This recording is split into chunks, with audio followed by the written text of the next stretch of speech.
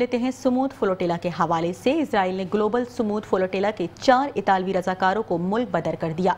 Israel ने 43 इमदादी कश्तियों को यरगमाल और 500 रजाकारों को हिरासत में ले लिया था, जबकि इजरायली मीडिया के मुताबिक गिरफ्तार शुदगान को सहराए नकब के कैदसियोत जेल मुंतकिल किया गया, जहां उनका डिपोटेशन का अमल भी मुकम्मल होने तक कैद रखा जाएगा। उनके खिलाफ आबादी और इमिग्रेशन अथॉरिटी के तहत कानूनी कार्रवाई की जाएगी और क्लियर होने वाले रजाकारों को उनके मुमालिक वापस भेज दिया जाएगा।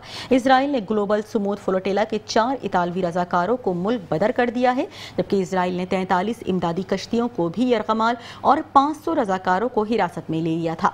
इजरायली मीडिया के मुताबिक गिरफ्तार शुदगान को सहराए नकब की कैदसियोत जेल मुंतकिल किया गया, जहां उनका डिपोटेशन का अमल मुकम्मल होने तक कैद रखा जाएगा। उनके खिलाफ आबादी और इमिग्रेशन अथॉरिटी के तहत कानूनी कार्रवाई भी की जाएगी और क्लियर होने वाले रजाकारों को उनके मुमालिक वापस भेज दिया जाएगा।